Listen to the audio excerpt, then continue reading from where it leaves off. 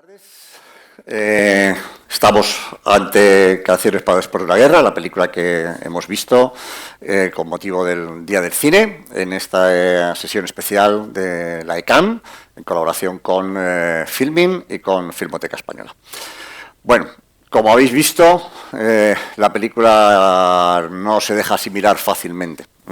Ya habíamos comentado que es una película de reciclaje de materiales, de reapropiación de materiales, de reelaboración de materiales persistentes, y que hay una multiplicidad, una extraordinaria diversidad y una gran heterogeneidad de materiales utilizados por Basilio Martín Patino.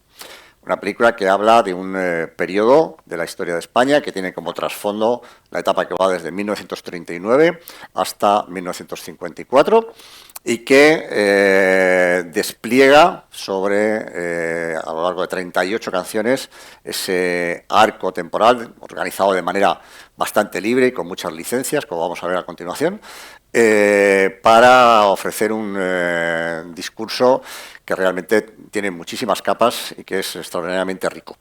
Lo primero que merece la pena contar, yo creo, es cómo surge la película y cuáles son los avatares de la película, que yo creo que son imprescindibles para entender en qué momento surge esta película, en qué contexto. Igual, de la misma manera que todos los contextos históricos sobre los que escuchamos las canciones, todo lo que ocurre en España y en el contexto internacional tiene que ver y dialoga de diferentes maneras con las imágenes que estamos viendo y con las canciones que estamos oyendo. Y el contexto en el que aparece la película es una película que se rueda es un decir, una película que se empieza a elaborar en 1970, y para que nos hagamos una idea, es una película cuyo proyecto se presenta al Ministerio en abril de 1970, por parte de su productor, Julio Antonio López Pérez Tabernero, hijo, por cierto, de un importante ganadero salmantino, es la conexión salmantina de Basilio Martín Patino, y, por cierto, ahijado de la esposa de Franco. Dato más que curioso. Bueno, ese proyecto, que consistía apenas en una lista de canciones y en unos breves folios, un enunciado de intenciones por parte del cineasta, es aprobado por unanimidad en la Junta de Censura en junio de 1971. Con esa autorización, Basilio Martín Patino tuvo acceso a los archivos de Nodo y a los archivos de Filmoteca Española. Es decir, que contaba con la autorización de las autoridades y pudo tener acceso a los archivos oficiales, a los archivos tanto del Nodo como de la Filmoteca Española, imprescindibles para la elaboración, como habéis visto, de una película como esta. Finalmente, en abril de 1971, he dicho antes 4 de junio del 71, perdonad, es 4 de junio del 70, ¿vale? Cuando se aprueba el proyecto. Al cabo de casi un año, en abril del 71, la película ya terminada se presenta a la Junta de Censura. Esta pidió inicialmente una serie de modificaciones y algunos cortes. Los productores y el cineasta hizo algunas pequeñas modificaciones. Se volvió a presentar a la Junta y la Junta de Censura aprobó la película por unanimidad. Y no solamente eso, en aquel momento en el que la Junta de Censura estaba fusionada con la Junta de Calificación, se le concedió a la película la categoría de interés especial, la máxima categoría que podía ofrecer el Ministerio en aquel momento, y se le concedió un 40% de subvención sobre su presupuesto. Luz verde para todo. Pero claro, para empezar, los festivales de Valladolid y de San Sebastián rechazaron la película. Para seguir, inmediatamente después, desde las páginas de una importantísima revista de cine, Film Ideal, y desde las páginas, sobre todo, del periódico de la Asociación Nacional de Combatientes, de importante influencia sobre las altas esferas del régimen, un crítico de cine, miembro también del comité asesor del Festival de San Sebastián, Félix Martialay, comenzó a denunciar la película por considerarla peligrosa para el régimen y por considerarla antiespañola. Félix Martialay escribió un total de 65 artículos en contra de la película. Paradójicamente, no desde todos los sitios, no desde todas las instancias del régimen franquista fue vista la película de mala manera. Desde el diario Arriba, órgano de expresión de la Falange, un crítico de cine importante, Marcelo Arroita Jáuregui, defendía la película y decía que Canciones para después de una guerra no pretende cambiar el curso de la historia, sino contemplarla desde una perspectiva crítica, pero asumiéndola. Es decir, esto lo decía, insisto, un crítico de cine falangista, desde el diario Arriba, órgano de expresión de la Falange. Todo así hasta que la película ve el almirante Carrero Blanco, vicepresidente del gobierno, que veta personalmente la película, decide unilateralmente la prohibición de la película, cuando muchos años después se tiene acceso al expediente en el ministerio de la película. Hay una nota que explica que se decretó la prohibición total de su exhibición y de su exportación al extranjero. Se prohibía la exhibición y la exportación de la película al extranjero por, abro comillas, texto literal, falta de respeto y hasta de impiedad, y por sospechar que podría suscitar antiguos enfrentamientos y perturbar la convivencia de los españoles. Según otra nota hallada en el mismo expediente, fueron las altas instancias del gobierno quienes se pronunciaron rotunda y reiteradamente por su prohibición.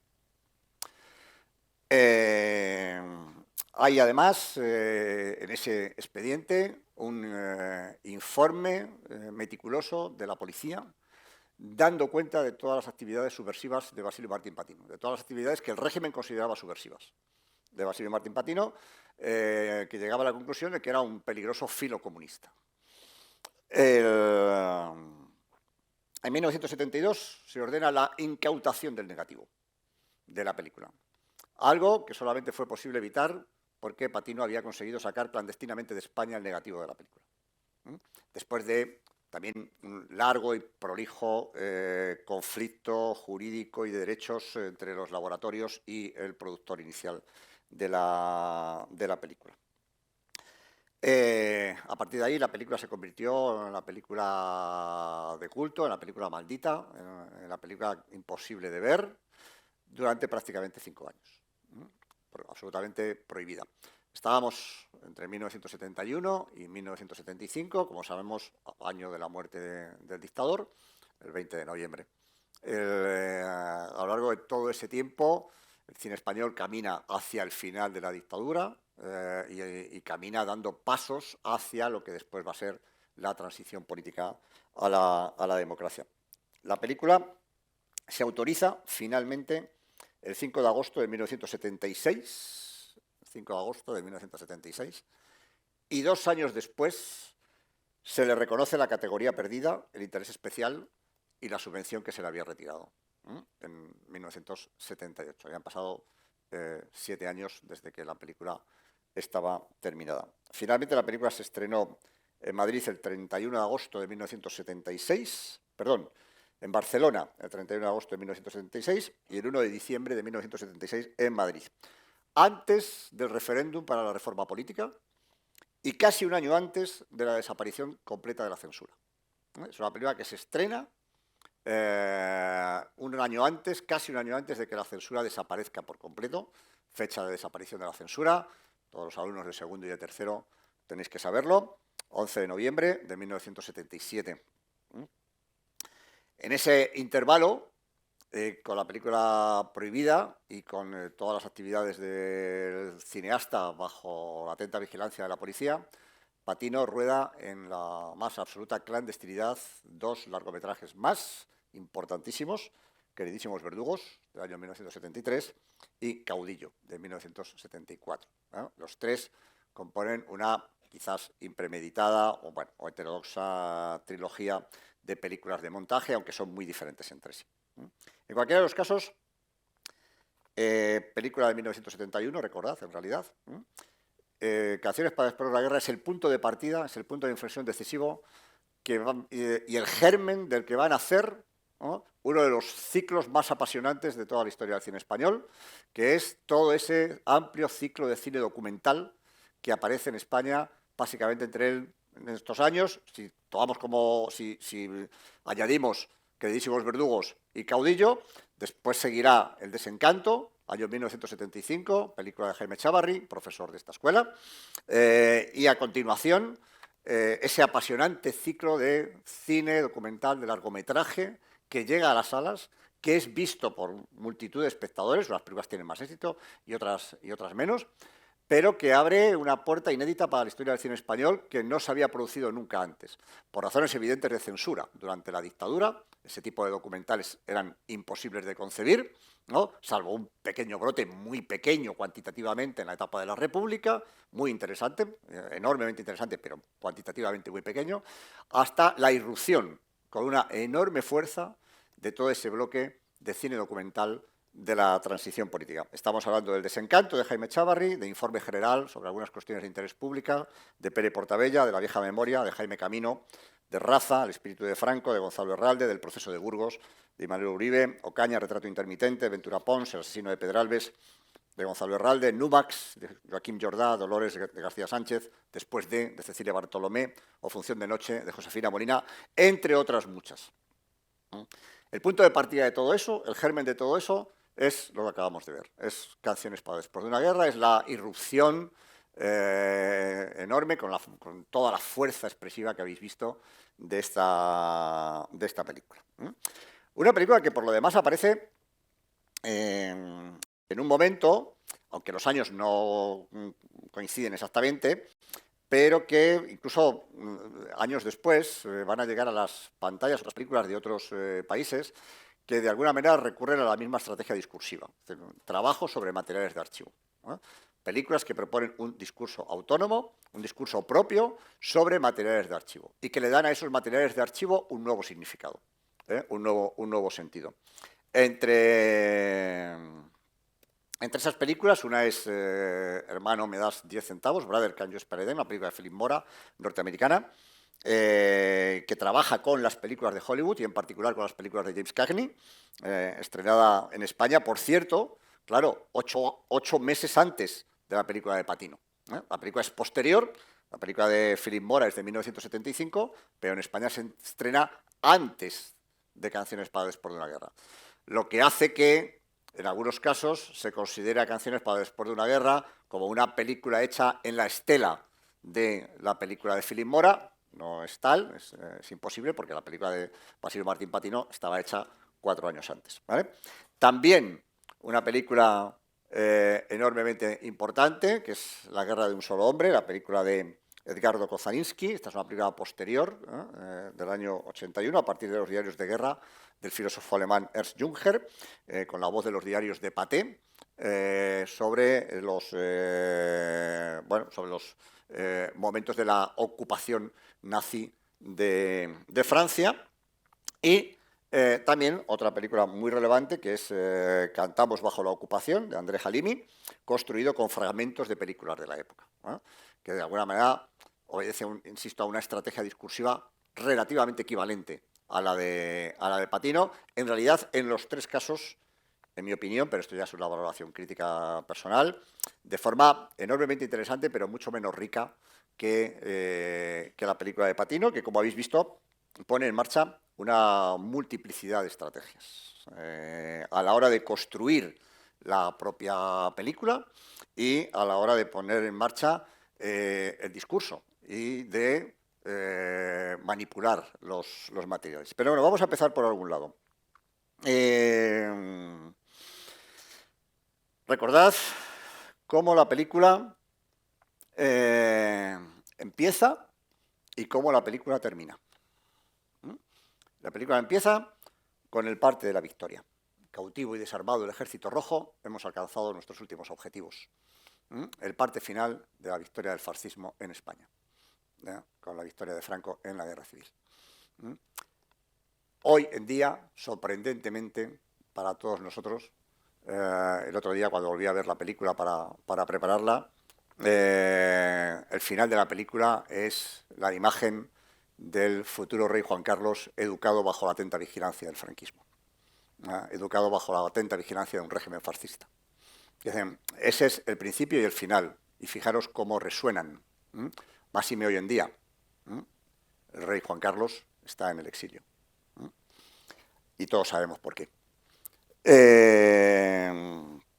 Y la película empieza, y lo recordaréis porque es imposible de olvidar, pero quiero empalmar dos trocitos con el cara al sol, con una versión íntegra del cara al sol. No la vamos a ver ahora, la versión íntegra, pero sí os quiero mostrar unas cosas.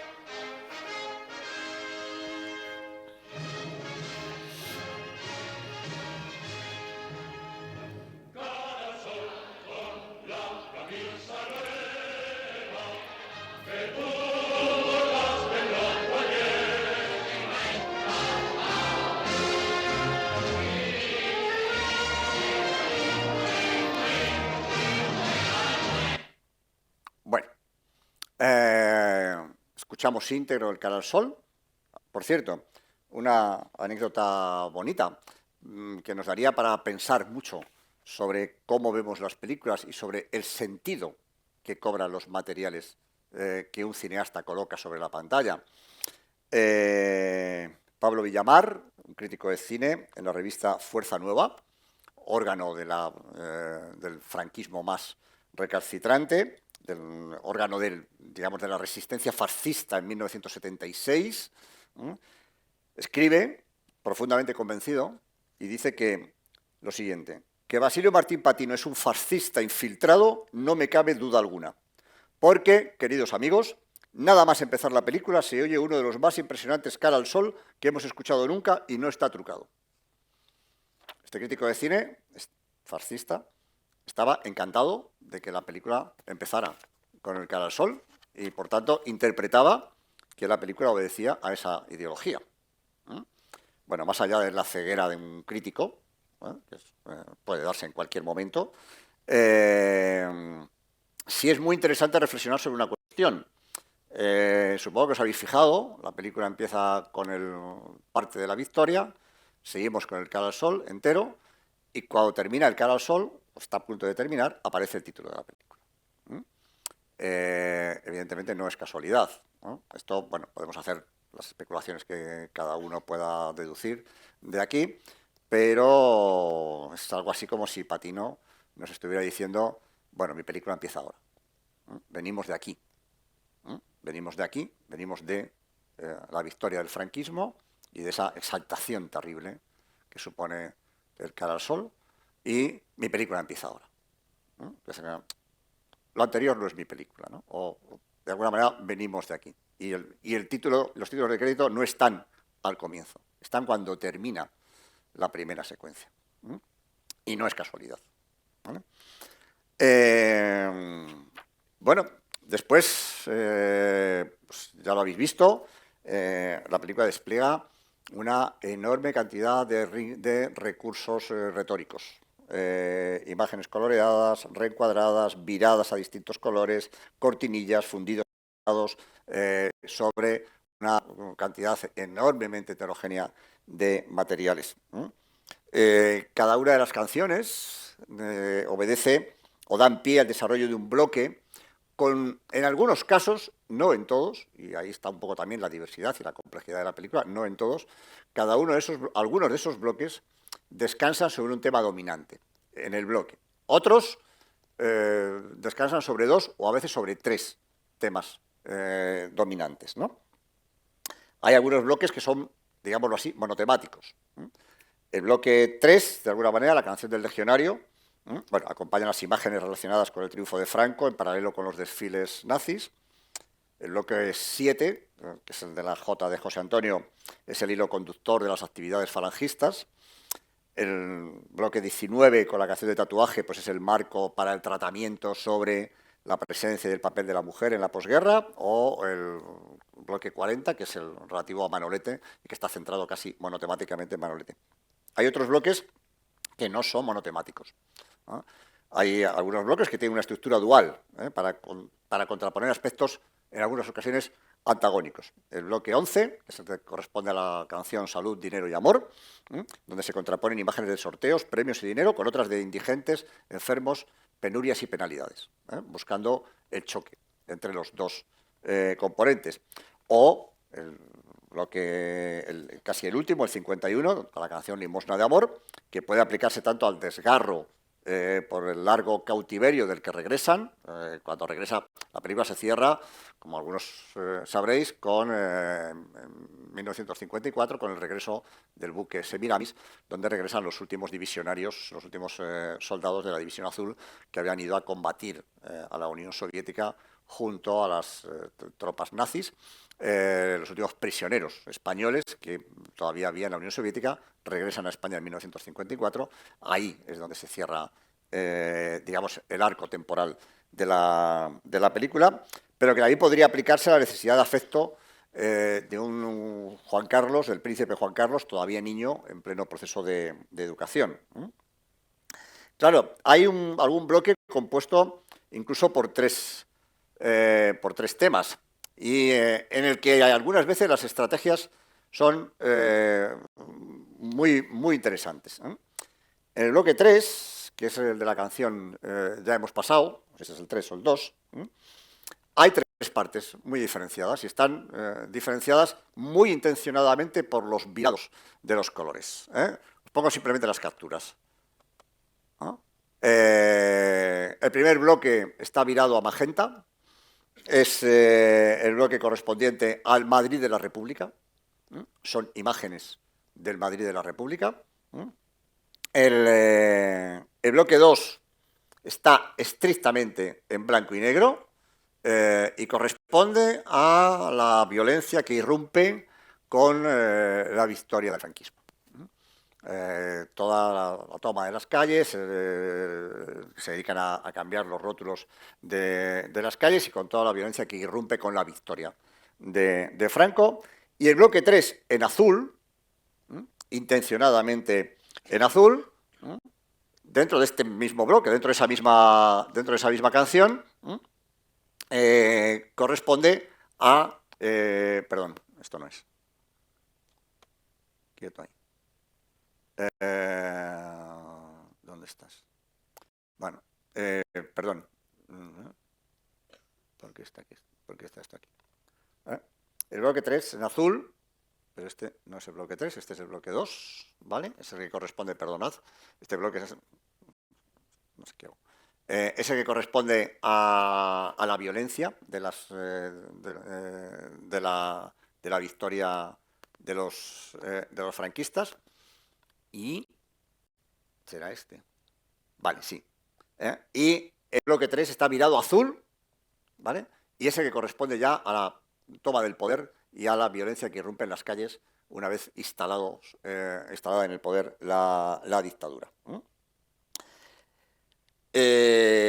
Más procedimientos que nos pueden llamar la atención. En el bloque 4 nos encontramos con una cosa realmente muy llamativa.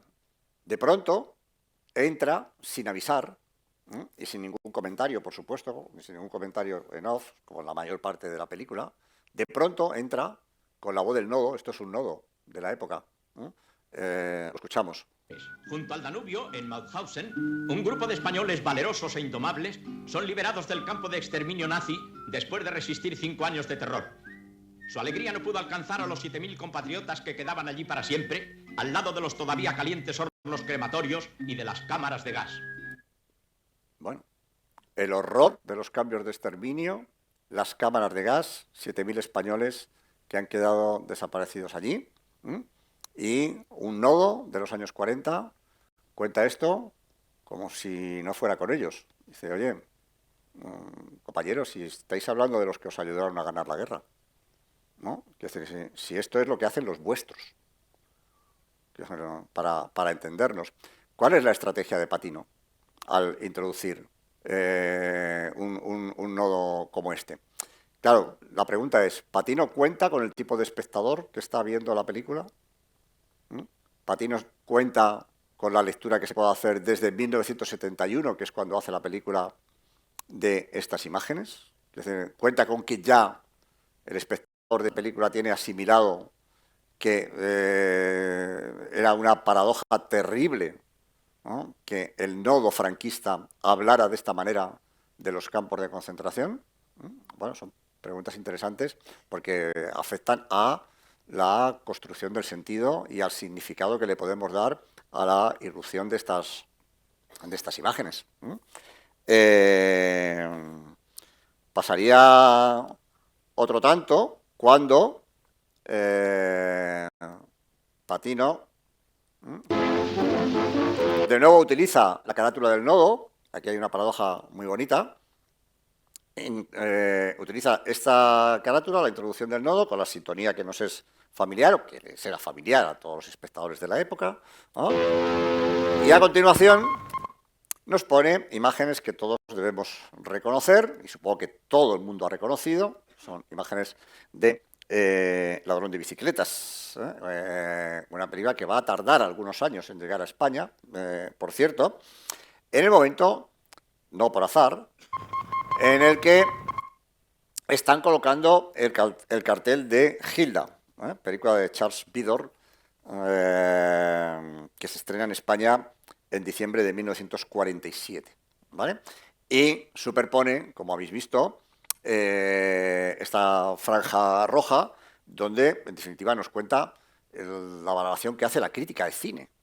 La valoración que hace la crítica de cine sobre la importancia del neorrealismo, sobre el enorme impacto que supone Ladrón de bicicletas, probablemente la película más popular, quizá a lo mejor no la mejor, pero sí la más popular, la más comercial y la más conocida en todo el mundo, que supone Ladrón de bicicletas. Esa franja que nos dice que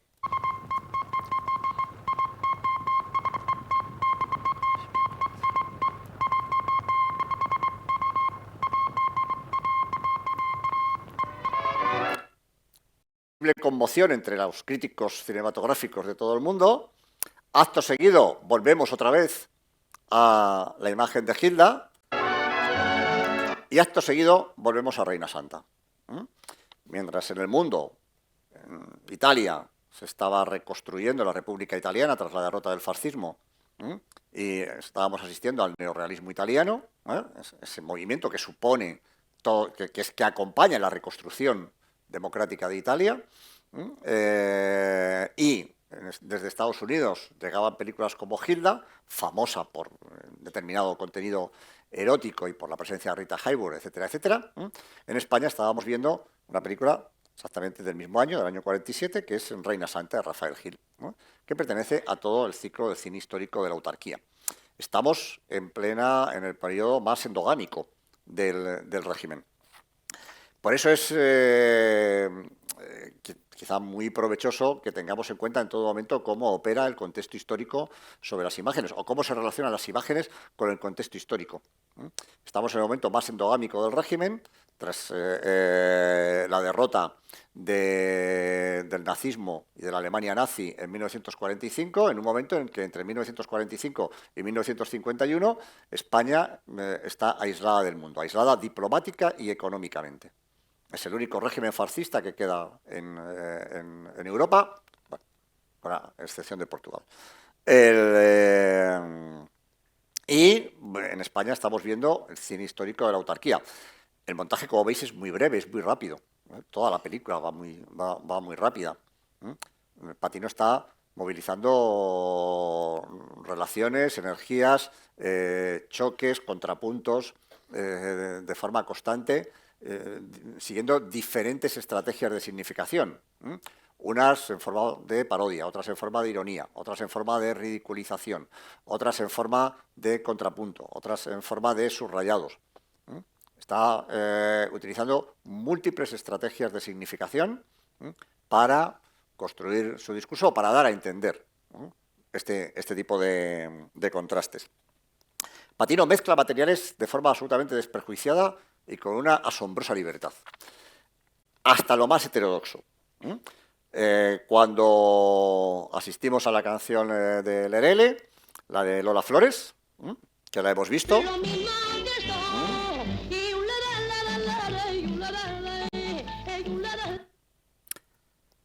Patino lo mezcla todo. Ahora vamos a ver muchos más ejemplos. Insisto, lo mezcla todo de forma completamente desprejuiciada y con una libertad pasmosa, y se toma todo tipo de licencias. Está dedicando un capítulo a Lola Flores, como también dedica otro a continuación a Paquita Rico. Recordad cuando hablábamos a comienzos de los 50. ¿Cuál es uno de los ciclos más importantes del cine español a comienzos de los 50? El cine tópico del andalucismo, el cine folclórico del andalucismo. Hay toda una corriente cinematográfica que ya hemos estudiado y que es una de las corrientes dominantes de la producción cinematográfica entre 1951 y 1955 en España aproximadamente. Están Lola Flores, está Paquita Rico, pero no está Carmen Sevilla, aquí en la película. ¿Por qué no está Carmen Sevilla? En el fondo sí está, porque resulta que Patino se permite el lujo de introducir estas imágenes. Las que tenemos ahora mismo en la pantalla corresponden a una película de Carmen Sevilla, no a una película de Lola Flores. Estas son imágenes de Un caballero andaluz, la película de Luis Lucia. Todo le vale. Estamos hablando de Andalucía, de la raza Calais, y Patino mezcla todo aquello que le viene a mano. No contento con eso, eso que acabamos de ver eran imágenes de Un caballero andaluz, la película que además hemos visto en clase, la película de Luis Lucia, protagonizada por Carmen Sevilla. Pero no contento con eso, a continuación comienza a mezclar como trasfondo de esta canción de Lola Flores imágenes de Morena Clara. Es que Morena Clara ni siquiera es de esa época. Es que Morena Clara es una película del 36. Es una película de Imperio Argentina. Ni siquiera es de esa época. Es una película de 10 años antes, prácticamente. Y además son unas imágenes muy conocidas. Es el ballet culto, entre comillas, ¿no?, que se inserta en medio de Morena Clara. Ahora volveremos a la utilización que se hace de Morena Clara en la película. Lola Flores, fundido, encadenado, con las imágenes rodadas por Florian Rey para Morena Clara. Insisto, una película de la República, filmada en 1936 y protagonizada por Imperio Argentina, no por Lola Flores. Es decir, Patino no está ilustrando las canciones, ¿no? Ese sería un trabajo muy cansino, muy mecánico, muy rutinario, muy poco interesante. Nos está proponiendo un tipo de asociación que opera por la emotividad, por el espíritu, por, de alguna manera, todo lo que circula también por debajo, por las emociones de la época, por la manera en que los españoles de la época vivían aquella época y cantaban y se veían representados a sí mismos en múltiples formas de representación. Da igual que detrás de la canción de Lola Flores estén las imágenes de Morena Clara, porque en esta película las imágenes no ilustran las canciones, dialogan con ellas de múltiples formas. No solamente eso, ¿no?, sino que, yendo todavía más allá, hay un fragmento en el cual Basilio Martín Patino, para hablar de la posguerra, se permite el lujo, ¿no?, de introducir estas imágenes terribles. Las hemos visto en clase, y espero que algunos las recuerden. Frenéticamente fijo en José Antonio, con la ilusión y la esperanza y la fe puesta en el caudillo generalísimo Santos. Decid conmigo, el primer mártir de esta revolución, José Calvo Sotelo, por el sentido militar y castrense de este movimiento. Recordar lo que decíamos, parece una reunión del Ku Klux Klan, ¿no? Pero claro, esto no es de los años 40. Esta es una película documental que pertenece a la propaganda bélica del franquismo de 1937. Esta película es España heroica, el montaje de materiales documentales realizado en Berlín, en el Berlín nazi, por Joaquín. Es la pieza principal de la propaganda bélica franquista. Pero esto sucedía durante la Guerra Civil, no después, y mucho menos después de la Segunda Guerra Mundial, donde hubiera sido imposible. Esto que después de la Segunda Guerra Mundial, de manera muy inteligente, el régimen empieza a esconder los saludos nazis y empieza a esconder toda la simbología nazi que había exhibido entre 1939 y 1945. Y es una secuencia que entra como si esto sucediera en la posguerra. Pero esto no sucedió en la posguerra, esto es un acto de exaltación falangista que parece realmente propio de la Alemania nazi y que transcurre en 1937, durante la Guerra Civil. Fijaros lo que ocurre aquí. Cuando habla de Morena Clara, que hay un detalle muy interesante, hemos visto que después Patino se recrea poniéndonos prácticamente entera la secuencia de Échale guindas al pavo, la secuencia que respira vitalidad y alegría, interpretada por Imperio Argentina y por Miguel Ligero. Pero, claro, la puerta de entrada es otro guiño divertido. Patino se divierte mucho haciendo la película, ¿no? Lo mejor de la película es que transmite diversión y felicidad. Es un cineasta manipulando materiales y divirtiéndose con ellos, ¿no? Y como entrada, como puerta de entrada a esa secuencia, reproduce un texto de un periódico que dice: el homenaje constante del público en Rialto reivindica la persecución roja de Morena Clara. Dices, bueno, vamos a ver.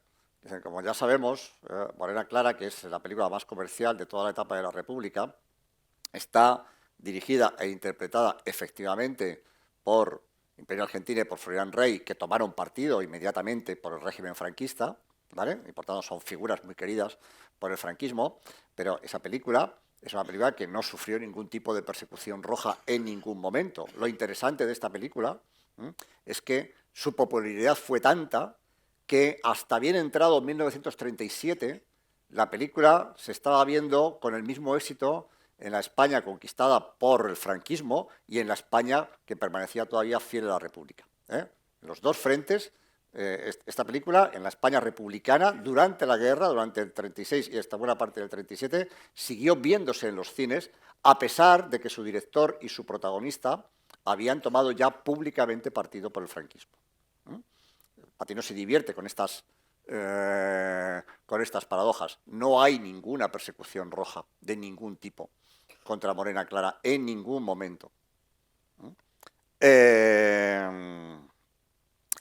Y se divierte mucho más cuando, y esto puede generar algún debate, decíamos antes que Patino procede no a ilustrar las canciones y que opera con mucha libertad a la hora de buscar los materiales. Tanta que no le importa utilizar materiales que ni siquiera proceden de películas españolas, que ni siquiera proceden de España. Esta imagen es, según confesión del propio Patino, extraída de una película austríaca. Y sin embargo, en la película, en la estrategia discursiva de la película, se nos ofrece dentro del fragmento de La bien pagá, uno de los más estremecedores de toda la película, dentro del fragmento, del momento en el que estamos viendo a los niños, cómo se cuida a los niños hambrientos, o a los niños desprotegidos o huérfanos. Y Patino encuentra una imagen de una película austríaca y la mete ahí. Esta es una película de ficción, ¿vale? Y la mete ahí como si fuera una muestra más de, bueno, pues el trabajo con los niños en un hospicio. No solamente eso, sino que las imágenes... Hay que guardar eso conviene. Estas imágenes tremendas, recordad luego lo que veíamos incluso después de esto, cuando se está diciendo hay que guardar siempre conviene y estamos viendo solamente ruinas, ¿no? Pero las imágenes de esta cárcel, no sé si alguien las podrá identificar, esto no pertenece a ninguna película española, ¿vale? Esto es otra imagen extraída de otra película extranjera. Y más aún todavía, y esto es más interesante, es que en un momento determinado, ¿no? En el fragmento dedicado a la mujer, aparecen estas imágenes. La vieja historia Se escucha. Como si esas imágenes fueran imágenes documentales que nos mostraran aspectos de la vida y de las labores de las mujeres en la España de posguerra. En realidad esas imágenes pertenecen a una película de ficción de el año 1937. También es probable que lo hayamos comentado en clase. Son las imágenes de Aurora de Esperanza, la película de Antonio Sau, una película de producción anarquista, producida por la CNT de Barcelona. Son imágenes de ficción, ¿no?, de una película anarquista del año 1937. Son imágenes que aquí Patino utiliza para mostrar. Estas son las imágenes originales, las que vais a ver ahora. Toma, pon esto en el armario. Hasta ahí ese es el fragmento que utiliza Patino, que lo utiliza así. La vieja historia Se escucha. Bueno, esas son las... Es decir, se toma esa libertad, digámoslo así, heterodoxa para mezclar imágenes procedentes de todo tipo de orígenes, documentales de la época, documentales de otras épocas, películas españolas, películas que no son españolas, para configurar, digámoslo así, un estado emocional, un estado de ánimo que resulta coherente con lo que se nos está mostrando. Evidentemente esas imágenes de esa mujer planchando, ¿no?, encajan perfectamente con el discurso que estamos viendo en ese fragmento de película, cuando estamos viendo cómo las mujeres se dedican a lo que entonces llamaban las tareas propias de su sexo, ¿vale? En terminología franquista. Como habréis visto también, la película, y como hemos dicho, es una película de reciclaje de materiales. En su 99% son materiales de archivo. Materiales de archivo no solo cinematográficos, sino también hemos visto que periodísticos, de todo tipo, ¿no? Pero hay una excepción. ¿Alguien sabe cuál? Supongo que lo habéis visto todos. ¿Cuál es esa excepción? ¿No? Hay materiales rodados por Basilio Martín Patino en 1971. ¿No os habéis dado cuenta? Pues esto es una historia muy bonita. Son las secuencias de Estrellita Castro. La Estrellita Castro que sale es la Estrellita Castro de 1971 y está filmado por Patino en 1971. Es el único fragmento de la película que corresponde a imágenes filmadas en la época en la que la película se realiza. De manera muy abreviada, ¿vale? Esta es la primera vez que sale. Ya os cuento la historia que hay detrás. Esta es la segunda vez que sale. Esta es su casa. Esto está filmado en la casa de Estrellita Castro. Y esta es la tercera vez que sale.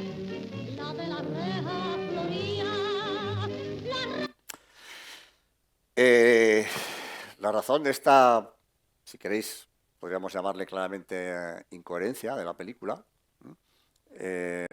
tiene una trastienda, y es que Estrellita Castro impuso salir en la película si se quería utilizar una canción suya.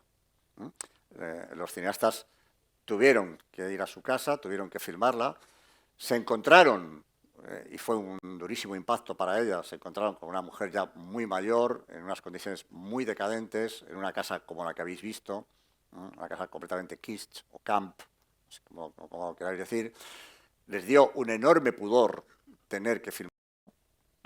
Cuando vieron las imágenes todavía se asustaron mucho más, ¿no? Pensaron que no debían sacar eso, que no debían sacar a la gran estrella que había sido Estrellita Castro ya en esas condiciones, tan mayor, pero tuvieron que sacarla por contrato, porque Estrellita Castro impuso por contrato salir en la película para poder utilizar sus canciones. De aquí que nos encontremos con esta excepción. Las otras excepciones son ya de otro tipo, ¿no? Ahora podemos ver, es en el último trocito que os quiero poner, uno de los momentos más interesantes de la película, que es casi al final. Esto lo reconoceremos perfectamente, todo el mundo sabemos, ya hemos visto Bienvenido Mr. Marshall, y aquí hay una doble estrategia de Patino. Aquí está jugando simultáneamente con tres capas, ¿no? Está jugando con una película de 1953, Bienvenido Mr. Marshall, una película que parodia, recordad, la exclusión de España del Plan Marshall, cómo los americanos no vinieron a España y dejaron a los pueblecitos, a los habitantes de Villar del Río con un palmo de narices. Recordad lo que cuenta Bienvenido Mr. Marshall. Por cierto, eso fue lo que pasó en realidad. España fue excluida del Plan Marshall, del plan de inversiones norteamericano para la recuperación de Europa después de la Segunda Guerra Mundial. Está jugando con... El señor alcalde se avisa a todo el personal animando que se presenten vestidos de andaluces para el ensayo del recibimiento festero que se ha de hacer a los americanos.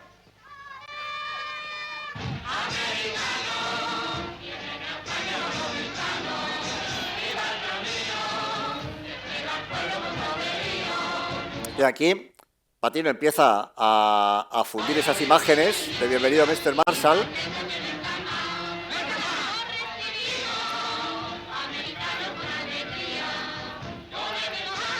con la llegada de los americanos a España y concretamente con la firma del convenio para el establecimiento de las bases americanas en España. A eso sí vinieron los americanos. Quiero no vinieron con el Plan Marshall, pero sí vinieron con las bases norteamericanas. Eso se produce 2 años después, mejor dicho, apenas 1 año y medio después de finalmente el reconocimiento de España por parte del gobierno norteamericano y la llegada del embajador norteamericano a España. Por eso comentábamos antes que es una película que establece un diálogo continuo con los contextos históricos, pero también con los contextos cinematográficos. Y en este caso lo hace a 3 bandas, llevamos 2. El momento histórico en el que los americanos, en que viene el embajador norteamericano a España y en el que se establece finalmente el convenio que permitirá la instalación de las bases norteamericanas, ¿no? Bienvenido Mr. Marshall, que ya sabemos lo que parodiaba.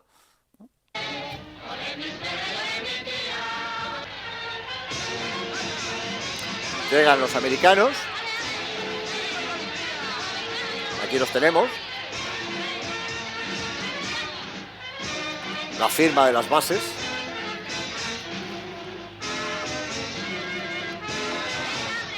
Los yanquis han venido al estalero con mis regalos. Y a la niña bonita van a obsequiarla con aeroplano de chorro rascacielos bien conservado en frío. Y sobre la canción de Bienvenido Mr. Marshall, Alba de América. Alba de América es una película de 1950, ¿vale? Es el final del ciclo de cine histórico de la autarquía, ¿vale? Y recordad, es la versión franquista del descubrimiento de América. Y aquí lo que nos muestra es la llegada de otros americanos, porque aquí a quien se está recibiendo es a otros americanos, que supuestamente, en la delirante versión de Juan de Orduña, de Alba de América, también llegaban a España en ese momento, ¿no? Y claro, entre medias, Patino monta los nombres de cafeterías españolas y madrileñas o no, con nombres norteamericanos. Evidentemente, los rótulos de las cafeterías y de los restaurantes con nombre norteamericano, evidentemente esos sí están rodados en la época, pero bueno, aquí juegan otra función. Esta secuencia, en la que Patino está jugando con 2 películas de naturaleza completamente opuesta, está jugando con la película que supone el punto final y el ocaso del cine histórico de la autarquía y la película que representa emblemáticamente, por ser la más famosa, no la primera, como bien sabemos, el comienzo del regeneracionismo crítico, el comienzo de un cine de la disidencia crítica, Bienvenido Mr. Marshall, películas diametralmente opuestas en sus puntos de vista, las está haciendo jugar y está incidiendo en su comentario sobre las autoridades franquistas y sobre los americanos que llegan al mismo tiempo. Autoridades franquistas, porque en definitiva son las que parodiaba Berlanga en Bienvenido Mr. Marshall, y sobre los americanos que llegan, retratados como los retrataba Juan de Orduña en Alba de América. Bueno, es una buena muestra de esa compleja dialéctica que pone en juego la película en muchas de las secuencias. Patino, buen conocedor de la historia del cine español, crítico de cine también, antes que cineasta, activista, como sabemos, miembro, uno de los participantes y de los impulsores decisivos de las conversaciones de Salamanca, cuando formaba parte cuando impulsaba el Cineclub de Salamanca, y después, bueno, figura muy activa en la Escuela de Cine. Y bueno, yo quería someter a vuestra consideración todo este tipo de montajes y de estrategias de la película. Son solamente algunos ejemplos. Antes de abrir un coloquio con vosotros para hablar de todo esto, para que vosotros seáis también los que analicéis la película como espectadores activos, también como profesionales del cine, que sois, profesionales del cine y profesionales de la crítica cinematográfica, puesto que también hay aquí alumnos de posgrado y el máster de crítica cinematográfica. Y por tanto, bueno, pues si os parece, abrimos ahora un coloquio para comentar lo que queráis de la película. Así que, de momento, vosotros tenéis la palabra y vamos comentando y discutiendo, ¿vale? Y cuanto más viva sea la discusión, mejor. Aprenderemos todos. Es una película, comentábamos antes con Luis Ferrón, realmente muy difícil de asimilar. Vista en pantalla, habéis visto a la velocidad a la que van los montajes, se mezclan multitud de cosas, es muy difícil controlar en todo momento las referencias temporales, están muy marcadas. Patino toma muchas libertades de meter entre medias de los bloques imágenes y referencias que no pertenecen exactamente a ese momento, pero están muy marcadas la evolución. Desde 1940, 41, 42, 48 hasta el 52, 52, los años aparecen por todos los rincones, y realmente se puede seguir esa evolución, aunque a veces haya que prestar mucha atención a, pues no sé, a lo mejor la parte de arriba de un periódico, una noticia de un periódico, otras veces aparece de forma más visible, como pero bueno, cuanto más viva sea la discusión, mejor. Así que, adelante. Venga. Hola. Hola. Bueno, en parte en relación con la introducción que has hecho tú, en relación con también un poco la reacción crítica y cómo, digamos, se gestó la película y sus incidencias. Bueno, para también comentar y que tú también nos comentases un poco, digamos, bueno, digamos lo sorprendente, bueno, aparte uno que no es en realidad tan sorprendente, ¿no? Pero las distintas reacciones de por qué luego primero sí se le dio luz verde y ya está, vamos, y hasta alfombra roja si se quiere, para luego directamente prohibirla y como también... Perdón. Quizá haya sido yo. No sé. ¿Se oye? Sí. Y luego igualmente, ¿no? Bueno, por ejemplo, este crítico, ¿no? Este señor Pablo Millamar y otros, pues por un lado, porque me ha recordado lo que has dicho, que o sea, que este señor diciendo que no, que debía ser fascista porque sonaba el cara al sol, y en una entrevista Martín Patino justamente cuenta como, bueno, al hablar de la película y demás, ¿no? Como pues uno de los amigos a los que, bueno, se la muestra y demás, dice que es la primera, lógicamente que no tenía nada de fascista, dice que es la primera vez que se emociona al escuchar el cara al sol, ¿no? Y entonces, claro, una emoción muy distinta, lógicamente, ¿no? Claro, claro. Y es en ese sentido, ¿no? La película como en su momento, incluso para cierta gente, bueno, algunas personas, no sé, pero vemos en su momento, ¿no? Generó respuestas tan distintas, ¿no? Interpretaciones tan diversas ante, digamos, una misma obra. Sí, esto es muy interesante y efectivamente lo que hemos contado antes de las dificultades que atraviesa la película Primero la aprueba la censura, la aprueba para todos los públicos, ¿eh? Como hemos dicho, le dan después la declaración de interés especial, la máxima que podía conceder la Administración en ese momento, y le conceden el 40% de subvención, y luego resulta que las autoridades la consideran una película perniciosa. Bueno, esto es fruto es una expresión más de las contradicciones de los últimos momentos del régimen. El régimen está caminando hacia su final, empieza a sentir cada vez más presiones internacionales. El cine, los profesionales que hacen el cine, los guiones, los creadores, presionan también con propuestas cada vez más arriesgadas. La gente de la Comisión de Censura, pues probablemente también de alguna forma pues tiene sus contradicciones y unas veces caen las trampas que les tienden los cineastas y otras veces a lo mejor se les cuelan contenidos que no han visto y otras veces se pasan de rigoristas y prohíben todo lo habido y por haber, y efectivamente durante esos años se dan muchas paradojas. Realmente muchas veces nos tenemos que preguntar cómo se autorizó esto y sin embargo cómo se prohibió esto otro. Hay muchísimos ejemplos. Los últimos años de la censura abundan en ese tipo de contradicciones. Hay muchísimos ejemplos en los cuales no resulta fácil entenderlo. La gente de la Junta de Censura, tampoco era homogénea, había gente de todo tipo y condición, y la Junta de Censura tampoco fue la misma en 1940 que en 1970. Los componentes de la Junta de Censura cambiaban cada 2 años o cada 3. Y, por tanto, pues en cuanto los componentes de la Junta de Censura cambiaban, pues probablemente también cambiaban sus criterios. Claro, si luego se encontraban con que, como se decía en esa nota oficial, la superioridad, claro, en este caso la superioridad es Carrero Blanco, es el vicepresidente del gobierno, ¿no? Decide prohibir la película, pues ahí ya la Junta de Censura son unos mindunguis que no tienen nada que decir porque lo ha prohibido el gobierno. Esas contradicciones se daban en esos últimos momentos del régimen. La segunda parte de tu pregunta se me ha olvidado.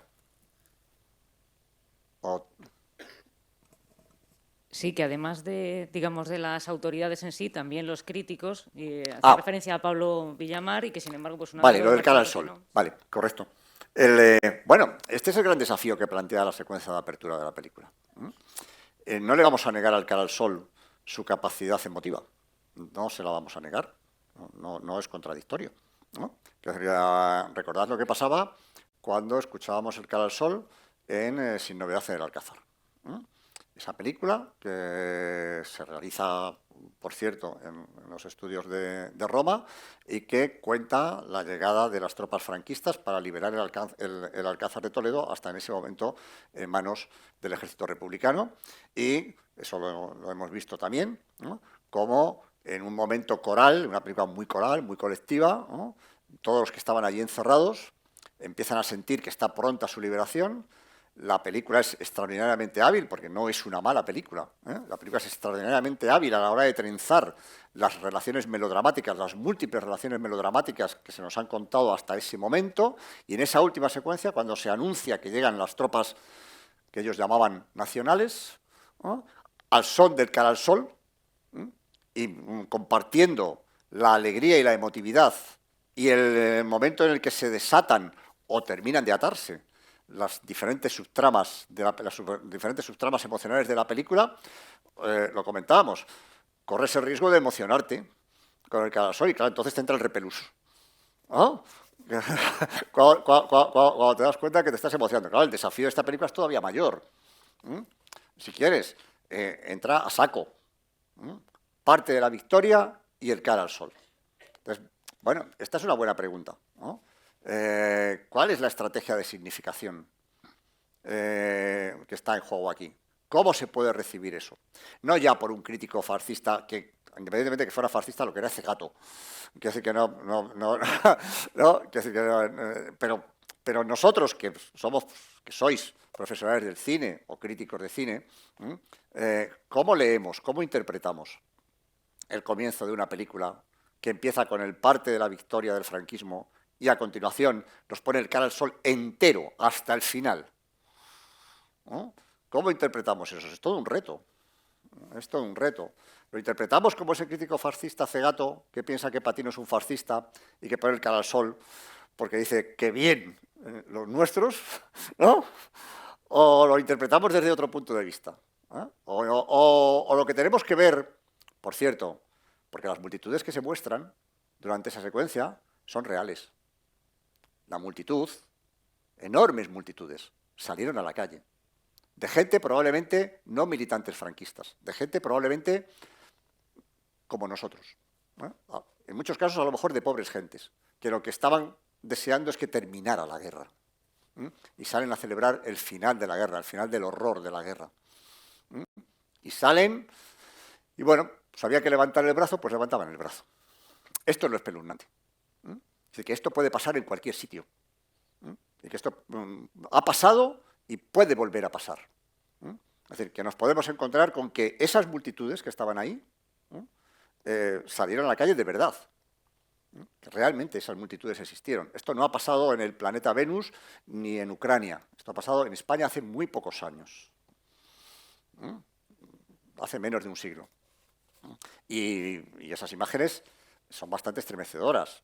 Cuando las ve un espectador de 1971, bueno, esa era la pregunta que yo planteaba antes, ¿no? Patino confiaba en que un espectador de 1971 ya estaba vacunado contra este tipo de toxinas y confiaba en que se iba a entender esto como un desafío, que se iba a entender esto como un discurso que pretende mostrar que las multitudes pueden salir a la calle al son de un himno emocionante, ¿no?, para aclamar la victoria del fascismo. Compañeros, en Italia acaba de ganar el fascismo, en las urnas, democráticamente. Ahí lo dejo. Hola. Es difícil. ¿Qué tal? Mencionaste varias veces que la película es difícil de asimilar. Y yo creo que como audiencia sentí que la película no te da ningún respiro, sino que te bombardea con imágenes y con canciones y que entrelaza un segmento tras de otro sin parar del principio hasta el final. Y eso me he sentido como una sensación de agobio, ¿no? O sea, y me preguntaba si tú lees que hay una clara intención autoral detrás de agobiar al espectador, casi de torturarlo, ¿no?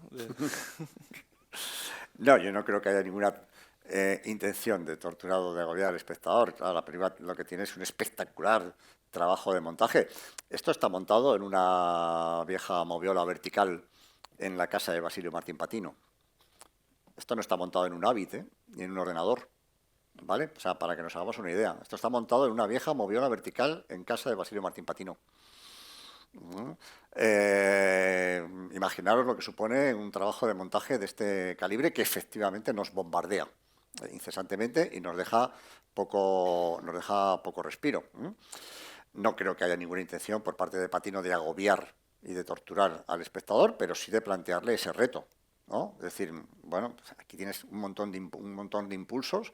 Todo esto son imágenes que provienen de la posguerra, del cine de la posguerra, de cómo los habitantes, los ciudadanos españoles se veían a sí mismos, de cómo se representaban a sí mismos, de las canciones que cantaban, de las canciones que les emocionaban, de las canciones en las que encontraban refugio frente a las penurias y frente a la miseria de la posguerra.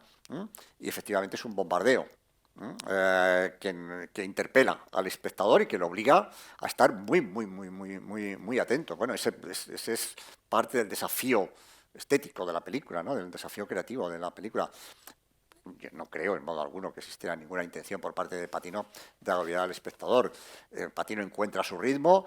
Las diferentes secuencias tienen distintos ritmos. Hay veces que el montaje va acompasado con los ritmos de la música, en otras ocasiones no, o en otras ocasiones de manera distinta. Patino busca su ritmo. Él cuenta en algunas entrevistas que procedía la mayor parte de las veces por una mera intuición. O sea, que buscaba aquello que le funcionara, ¿no? Y que con sus colaboradores, con la montadora, con Roy Sáenz de Rozas, ¿no?, pues que cuando sus colaboradores y cuando la montadora decía, ahí va, qué bien, fíjate qué bien funciona esta imagen con esta otra, pues vale, entonces decidían que se quedara, pero que funcionaba muchas veces por intuición. No es una película compuesta con mucho cálculo. No está hecha con regla y compás, no está hecha con estructuras previas, sí está hecha con un trabajo muy exhaustivo de materiales. Patino es un gran investigador en los materiales de archivo, es un gran conocedor de los archivos fílmicos, y hay un trabajo exhaustivo. Lo que es realmente asombroso es pensar que esta película, con la cantidad de materiales que utiliza, está, insisto, montada en una vieja moviola en su casa, ¿no? Acordaros cómo trabajamos hoy, ¿no? Cómo trabaja el cine contemporáneo con los ordenadores y con los programas digitales que tenemos a nuestra disposición. Más cosas. Hola. ¿Ahora? Vale. Que estoy muy de acuerdo con lo que has comentado, de que al fin y al cabo hay como una gran ironía en la película, ¿no? Y ese contrapunto que muchas veces se genera entre las propias imágenes o incluso la imagen con el sonido, con la música, creo que es un punto fuerte, ¿no? De Canciones para después de una guerra. Y otro punto fuerte y que también me parece bastante irónico es el propio montaje de la película.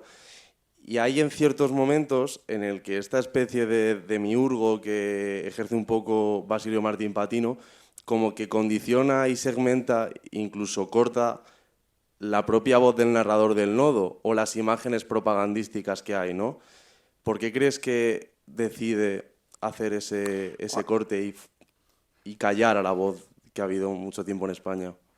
¿Te refieres cuando aparece una voz en off? ¿Los textos, los pequeños textos que aparecen de vez en cuando, o te refieres a otra cosa? Me refiero a que, por ejemplo, cuando entra al nodo y están hablando de la Feria de Córdoba, sí, están exponiendo en un principio lo que se va a ver en el nodo y de repente decide callar la voz del nodo y poner la música. Como decidiendo un poco, cogiendo las riendas de la narración, ¿no?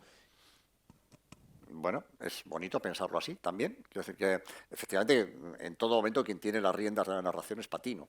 Detrás de esto lo que hay es un cineasta que es esencialmente un montador también, ¿no? Y que tiene una mente muy ordenada y muy operativa para esto. Pero de la misma manera que decide poner el título de la película al final del Cara al Sol y no al comienzo, de forma evidentemente muy intencionada. Lo primero que nos preguntamos es ¿por qué el título no está al comienzo y está al final de la primera secuencia? Bueno, antes ofrecíamos ese tipo de esa respuesta, ¿no? Y en el caso que tú dices es que en todo momento quien tiene las riendas del relato es el cineasta, y algunas canciones las corta sin terminar, ¿no? No corta solamente la voz del nodo. Corta algunas canciones sin terminar, de otras ofrece solo fragmentos, de otras, la de Total ¿para qué?, ofrece dos versiones, primero una versión instrumental y luego otra versión cantada. Es la única canción que aparece dos veces, digámoslo así. Otras imágenes se repiten, aparecen imágenes repetidas en distintos momentos de la película que vuelve a utilizar, y decimos, esta imagen ya la hemos visto antes. Es como un gran, no sé cómo decirlo, ¿no? Es como si nos sacudiera los ojos permanentemente, echando mano de todo tipo de materiales que le encajan con el espíritu y con la emocionalidad y con la deriva narrativa en la que va construyendo. Pero hay muchos momentos, mediante cortinillas o mediante todo tipo de cortinillas o mediante cortes bruscos, que Patino corta y pasa a otra cosa. Yo me estaba preguntando con qué medios, es una pregunta muy bajada al suelo, pero con qué medios económicos contaba Patino para hacer la película, porque también se podría hacer esta película ahora teniendo en cuenta el precio que cobra Televisión Española, por ejemplo, por usar un minuto de su archivo. Bueno, por plantearlo en este foro. No. Pues no lo sé, la verdad se ha dicho. No lo sé. Sabemos que tuvo acceso a... Sí está por ahí, pero la verdad es que no lo recuerdo. El presupuesto que aprobó el Ministerio, pero no lo recuerdo, lo siento. Sí sabemos que Patino tuvo acceso a los materiales de Filmoteca Española y del Nodo. Supongo que a precios asequibles, no lo sé, no lo sé, pero no creo que fuera una película excesivamente cara, a pesar de la complejidad de su elaboración y a pesar de un trabajo muy exhaustivo.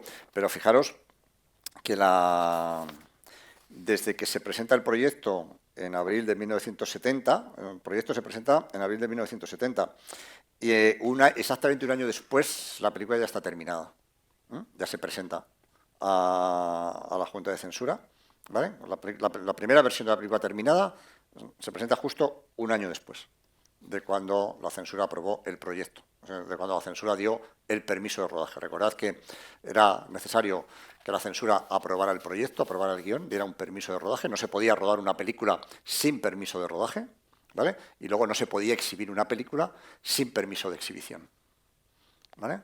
Ya, al menos esos dos filtros. Y luego hemos visto que muchos más, porque esta película pasó esos dos filtros, pero no le valió de nada, porque había otros filtros, ¿no? Como decíamos en clase, la censura es un cáncer, produce metástasis, más en un tiempo en el que todo el mundo se creía con derecho a censurar, incluido, por supuesto, el vicepresidente del gobierno, ¿no? Entonces, no parece una película excesivamente cara, pero siento no tener ese dato del presupuesto de la película, ¿no? Que sí que está en el expediente, pero que no lo tengo. Es verdad que, bueno, ahora estamos en otra etapa, es verdad que Televisión Española probablemente pide unos precios desorbitados para utilizar materiales de archivo, pero bueno, en aquel caso no se trataba mayoritariamente de televisión, porque las primeras emisiones de la televisión en España, a pesar de lo que vemos aquí de la televisión, es el anuncio de que va a haber televisión. Las primeras emisiones de la televisión en España son de 1956. O sea, no hay televisión en España hasta 1956, las primeras emisiones. Lo que vemos aquí sobre la televisión es que va a haber televisión, ¿vale? O pruebas que se hacían. Pero, claro, entonces no tenía que recurrir a Televisión Española. Recurrió fundamentalmente a algunos archivos privados y esencialmente al nodo y a la Filmoteca. Y eso no creo que le costara demasiado dinero. Un poco relacionado con la pregunta del compañero, ¿se sabe más o menos cuánto fue el metraje original que utilizó para luego poder realizar la película? No sé si me explico bien. Sí, te explicas perfectamente. Pero no lo sé, tampoco he leído en ninguna parte eso. Ese dato en concreto, que en algún sitio debería estar, yo no lo he visto en ninguna parte. Sí, el presupuesto sí lo he visto, pero no lo recuerdo. Ese dato en concreto no lo he visto en ninguna parte. No te puedo decir nada al respecto. Muchas gracias. Sí, ¿hay otra palabra ahí?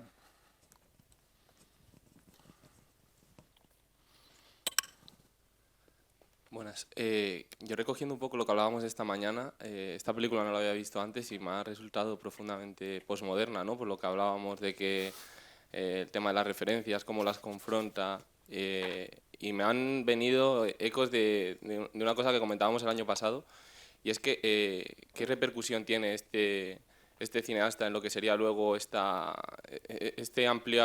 luego a partir de los 80, si no tengo mal entendido, viene como una amplia renovación de lo que es el cine documental, ¿no? Aparecen autores como José Luis Guerín, con otros motivos para Berta o Inés Free. Entonces yo encuentro que este autor en cierto modo se adelanta un poco, ¿no? a lo que es esta corriente documental, y ya con esta obra alcanza lo que es su expresión más adulta, ¿no? Porque logra mezclar lo que es ficción, documental. Entonces me gustaría saber si de alguna forma este ha sido un autor referente para toda esa corriente posterior documental que vino en España.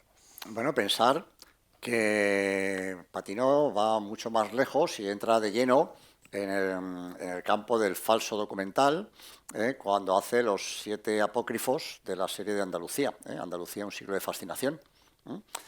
O cuando hace, lo veíamos también el año pasado, cuando hace la película para televisión, cuyo título se me acaba de despistar ahora mismo, seguro que Nacho se acuerda, el largometraje que hace para televisión, que se me acaba de despistar el título. Pero bueno, sobre todo en la serie que hace para Andalucía, un siglo de fascinación, lo que hace son 7 falsos documentales. Recordad que veíamos el capítulo, uno de los más famosos, donde se nos mostraba supuestamente, como película documental, un museo japonés del Kante Hondo, y que mostraba y era capaz de contar una historia rigurosa del Kante Hondo, metida dentro de un falso documental, porque, como sabemos, no hay ningún museo japonés del Kante Hondo. Eso se lo inventó Patino y está todo rodado en los edificios de la Expo de Sevilla. Son 7 apócrifos en los cuales Patino entra de lleno en el campo del falso documental y, por tanto, en una corriente muy contemporánea. Ya estamos hablando ya de los años 80, efectivamente, 80-90, ¿no? Y Patino incluso todavía va más lejos cuando comienza a trabajar con las videoinstalaciones. Patino desarrolló, es casi con toda seguridad el más moderno de todos los cineastas del nuevo cine español, el que llegó más lejos en la exploración de determinadas fronteras del cine. Algunas de las videoinstalaciones de Patino eran realmente fascinantes. Y cuando hace incluso, ya en un trabajo de reescritura estrictamente posmoderno, cuando hace Palimpsesto Salmantino, que es una película que se llama así, Palimpsesto Salmantino, en la cual vuelve sobre sus propios materiales de las 3 películas rodadas por él sobre o relacionadas con Salamanca. 9 cartas a Berta, Los paraísos perdidos y Octavia. ¿Vale? Esas 3 películas que se alimentan de todas las raíces salmantinas de Basilio Martín Patino, las rehace, las manipula, las trocea y les busca un nuevo significado en un largometraje que se llama Palimpsesto Salmantino, trabajando sobre sus propios materiales. Patino es un cineasta que nunca dejó de buscar distintas formas de expresión para el cine hasta el final de sus días. Es decir, todos los últimos trabajos son videoinstalaciones realmente apasionantes, en algunas de las cuales utiliza, mejor dicho, reutiliza y vuelve a trabajar sobre sus propios materiales, sobre materiales firmados por él anteriormente. Canciones para después de una guerra, que nos sorprende hoy pensar, que antes comentábamos, pensar la secuencia en la que Patino colorea descaradamente las imágenes. Diríamos que estamos efectivamente en plena posmodernidad. Si pensamos en un pintor como Cesepe o en las fotografías de Ucalele o en muchos pintores de la posmodernidad, y si me apuras hasta algunos de los ámbitos gráficos del arte gráfico de alrededor de la posmodernidad de los años 80, no está muy lejos de esas secuencias coloreadas directamente sobre el celuloide por Patino. En esa secuencia, ¿no? Por tanto, también se adelanta a eso, ¿no? Incluso también se adelanta a eso. Patino, en muchos aspectos, fue muy por delante de otros miembros de su generación. También porque es el cineasta más con mayor vocación experimental, con mayor vocación y sobre todo con mayor vocación también el trabajo documental. Cuando hoy vemos su primera película, 9 cartas a Berta, que sigue siendo una película espléndida, nos damos cuenta, probablemente mucha más cuenta de lo que nos dimos en su día, de la importante base documental que tiene.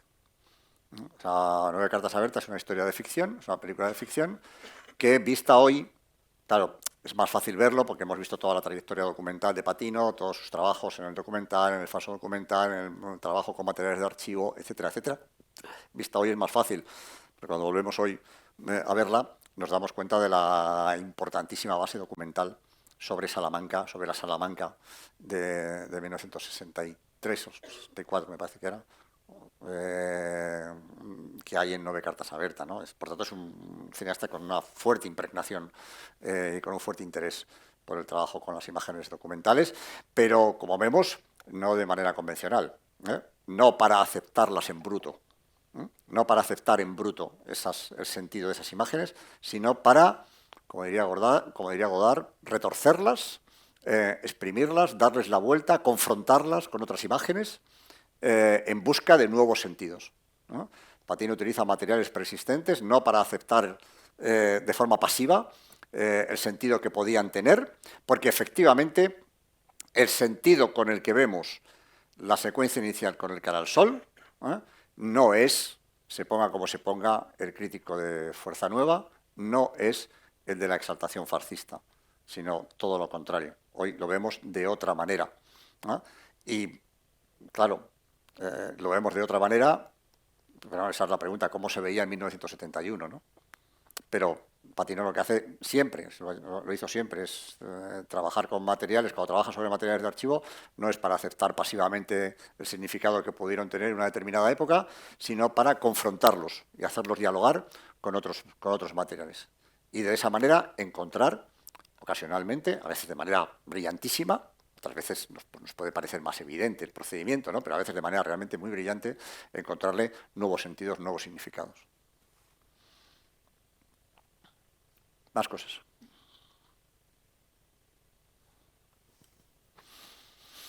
¿Alguien más? Sí, por ahí otra. Y otra palabra aquí delante también después. Buenas. Sobre lo de que no pasara la censura, los filtros de censura, lo digo a entender, pero me ha chocado un poco cuando has dicho que no pasó tampoco los filtros del Festival de San Sebastián y Valladolid. Bueno, los festivales de San Sebastián y de Valladolid, cuando vieron la película, la rechazaron. Pero me preguntaba si puede ser que no pasaran los filtros artísticos que tuvieran o pudiera haber un tipo de miedo a repercusión por parte de la dictadura. Pues esa es la pregunta, indudablemente. Cabe pensar que efectivamente quizás se asustaron, ¿no? Decir, bueno, no me atrevo a ponerla, ¿no? O sea, yo tiendo a pensar que fue eso, teniendo en cuenta sobre todo quién formaba los comités de selección de los festivales de San Sebastián y de Valladolid en aquel momento, ¿vale? En algunos de esos comités de selección hay censores. Y Félix Martialay forma parte del comité de selección del Festival de San Sebastián. Entonces, bueno, pues es muy probable que pensaran que o no se atrevían o simplemente les parecía una película antifranquista y decidieron no ponerla. Dudo mucho que fuera solamente por criterios estéticos o por criterios artísticos, ¿no? Esa es mi interpretación particular. Y otra pregunta por aquí. Javi.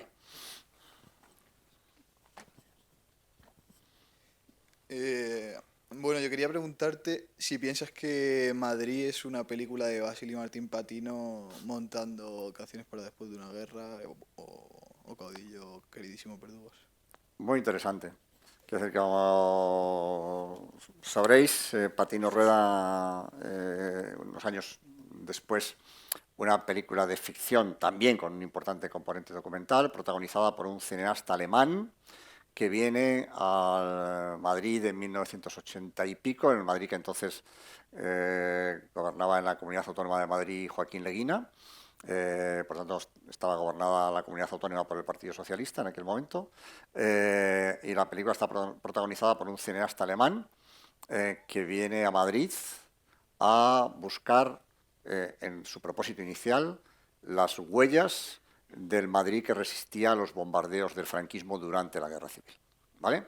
Por lo tanto, tu interpretación es extraordinariamente interesante, tiende un vínculo, ¿no?, yo creo que muy provechoso entre Canciones para después de una guerra y Madrid.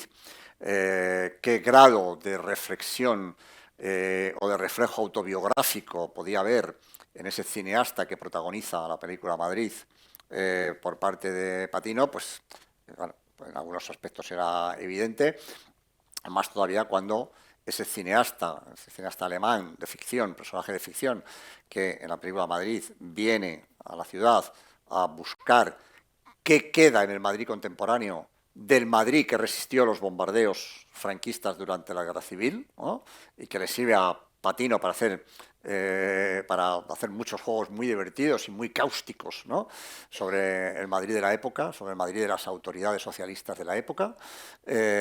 Patino es un cineasta iconoclasta y rebelde siempre. Y entonces, bueno, pues sí, hay efectivamente una posible interpretación y un vínculo muy interesante de pensar que Patino se ve reflejado en ese personaje. Como siempre, cuando estamos hablando de creadores de este tipo, evidentemente el personaje interpretado por Rüdiger Bogler no es Patino en todo, pero claro, hay elementos, hay aspectos de ese personaje en el cual reconocemos al Patino que investiga incesantemente en los archivos la memoria histórica. Patino es un gran excavador en los archivos y en la memoria histórica, gráfica y cinematográfica. Entonces, bueno, pues eso es a lo que viene el protagonista de la película Madrid. Por lo demás, la película, para mi gusto, más godardiana de Patino, en la que Patino despliega todavía procedimientos todavía mucho más heterodoxos, ¿no? Todavía más libres. Es una película que a mí me gusta mucho, me encanta Madrid, ¿no? Lo disfruto muchísimo, me divierto mucho con esa película. Está muy bien visto eso. Más cosas.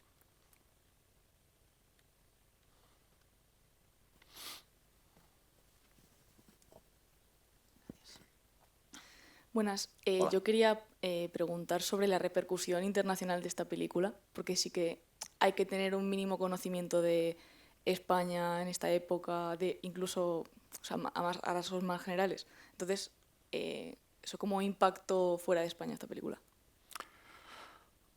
No sé si te puedo contestar a eso. No sé si Nacho puede contestar a esto.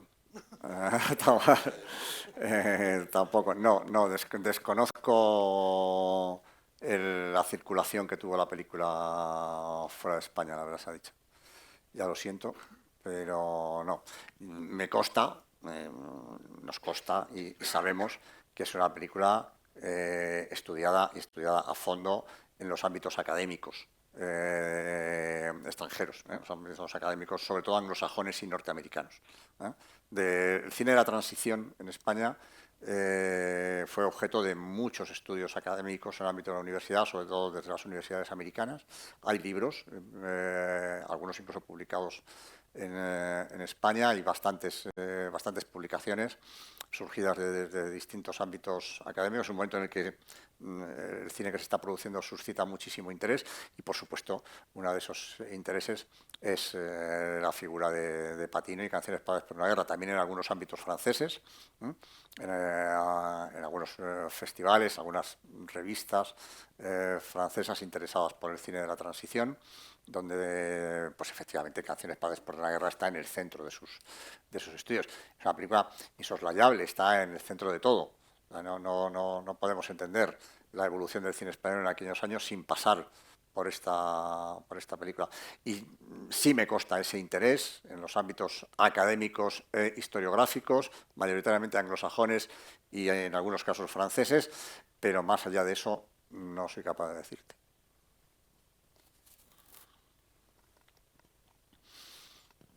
Una pregunta más. Sí, por aquí hay otra. Nacho.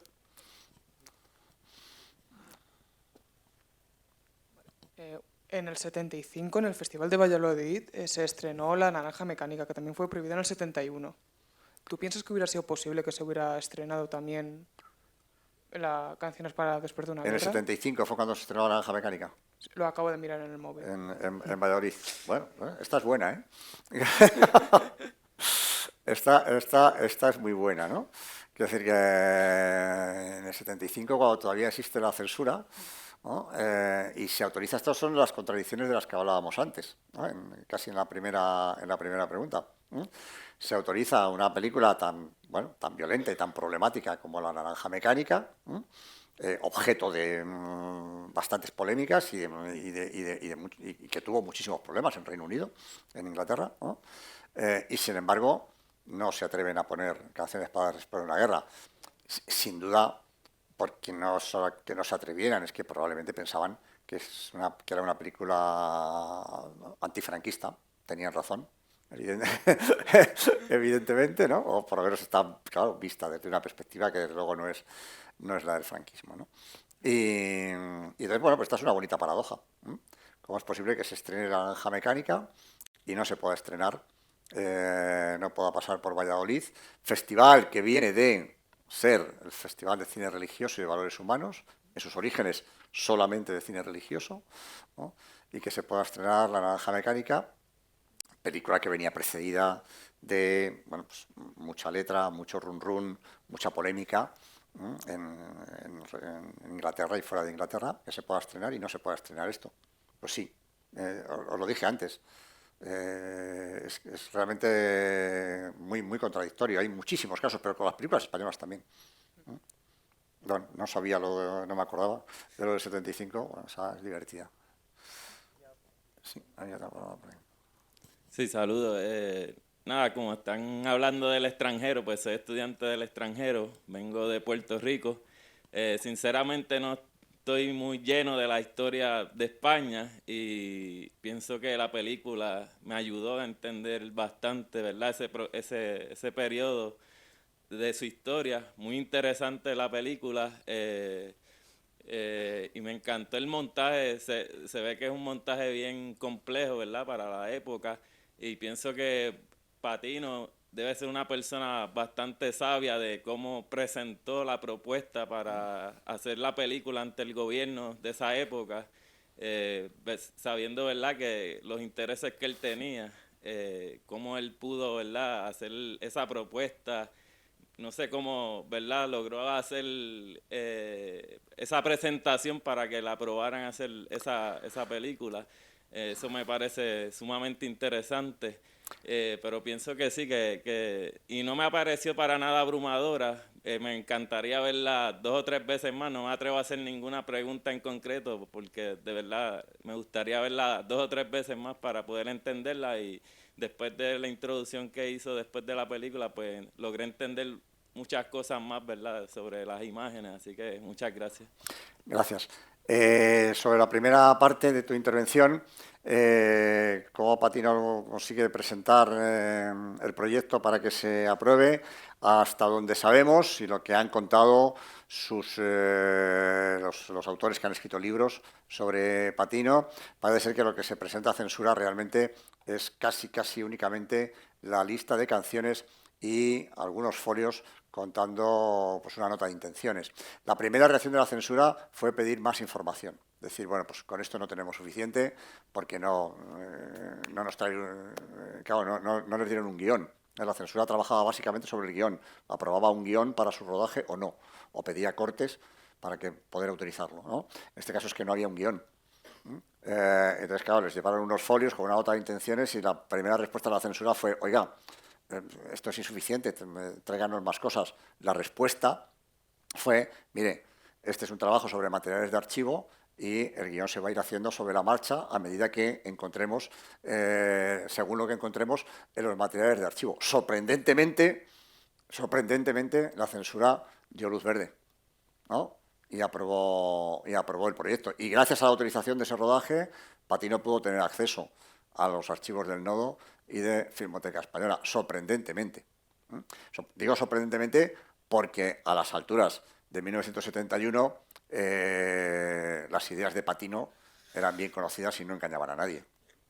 La policía le tenía muy bien controlado y escribió detalladamente todas las manifestaciones de protesta a las que había ido Patino y todos los actos antifranquistas en los que se había personado Patino, ¿no? Es decir, que las ideas de Patino eran bien conocidas, no engañaba a nadie. Nadie, en su sano juicio, podía esperar que Patino fuera a hacer una película dócil. Ninguna película de Patino fue dócil. Pero quizá, Carlos, sí que tuvo que ver el hecho de que no hubiera un guión tal vez como tal. Claro. Es decir, el hecho de que hubiera solamente unas notas o un esbozo de la película tal vez permitiera poca intervención de la censura. Dirían, bueno, ¿y esto qué va a ser? Una película con canciones. Y, bueno, yo creo que seguramente eso ayudó a que pasara, ¿no? Sí, seguro. Claro, sí, la idea que se podrían hacer los censores es de, bueno, pues una película con canciones de Lola Flores y de Concha Piquer y de Imperio Argentina, pues estupendo.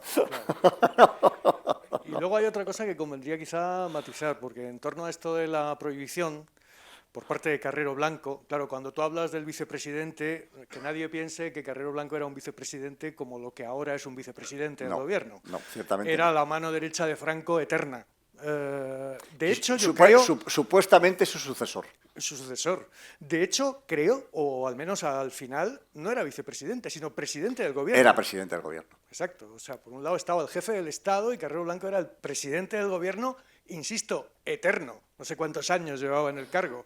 Es decir, que no era uno así que pasaba por allí. O sea, que... Sí, no, era estupenda la puntualización, porque claro, era la mano derecha de Franco y durante mucho tiempo se pensó que podía ser su sucesor o quizá él tenía aspiraciones de suceder a Franco.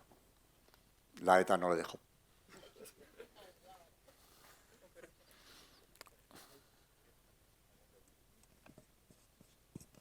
Hola, buenas.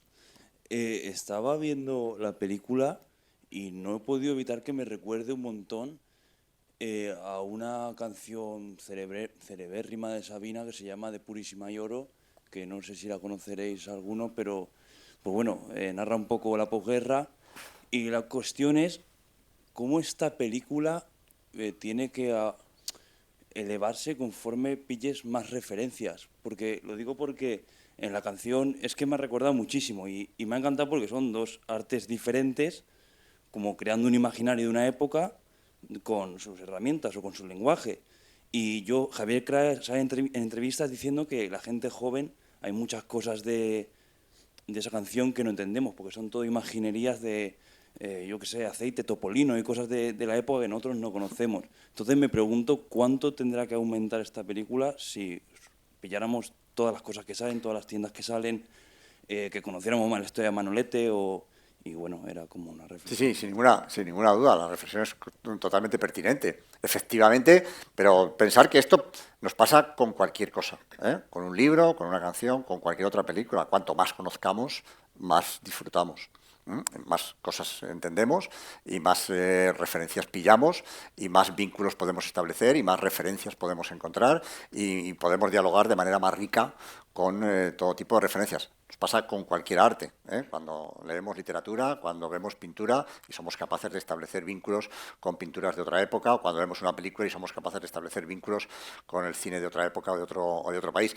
Esta película es que es muy clara, es decir, tiene muchísimas capas, ¿no? Efectivamente son muchísimos matices, hay la publicidad de la época, la publicidad de la radio, artículos, los artículos que se vendían, costumbres, hay tantos elementos que efectivamente, probablemente, cuando estás más cerca, si los has conocido o si te suenan más de cerca, bueno, pues pillas mejor las referencias. Nos pasa siempre, esa es una reflexión completamente pertinente. Con toda seguridad, las personas, digamos, de la generación de Patino, pues probablemente la disfrutarán todavía mucho más de lo que lo podemos disfrutar nosotros, ¿no? En el sentido de pillar todas esas referencias. Bueno, lo interesante es que la película, como veis, resiste muy bien el paso del tiempo. La película está extraordinariamente viva y hoy en día todavía nos convulsiona. Y esto sí que es muy interesante. Podemos no pillar todas las referencias, efectivamente, hay muchas cosas que no conocemos. Vosotros probablemente más que yo, que soy mucho mayor, pero yo hay también muchas cosas que tampoco pillo, que también hay cosas. Podemos no pillar muchas cosas, y sin embargo la película nos sigue interpelando. Y los juegos estéticos y narrativos de la película nos siguen conmocionando y nos siguen haciendo pensar. Y la película nos sigue haciendo pensar, a pesar de que no conocemos todo. Pasa en casi cualquier obra de arte. No tenemos que conocer la Inglaterra del Renacimiento para disfrutar con Shakespeare. No tenemos que conocer cómo era la España de Velázquez para disfrutar de las Meninas. Lógicamente, cuando conocemos más cosas de cómo pintaba Velázquez, de cuál era la relación de Velázquez con la monarquía, pues todo eso nos permite una interpretación más rica. Pero aún así, este tipo, una obra que se mantiene vigente y que es capaz de seguir diciéndonos cosas a espectadores de otras épocas, ¿no? Y de otras generaciones, mucho más jóvenes, como es la vuestra, pues bueno, pues es una película que nos sigue haciendo pensar y que todavía nos llama la atención, porque la película habla de lo que tú contabas, de un determinado imaginario, del imaginario popular de la posguerra española. No es enteramente o no es estrictamente un documental sobre la España de posguerra, sino sobre el imaginario popular, ¿no? Quizá, de la España de posguerra, además de otras muchas cosas, ¿no?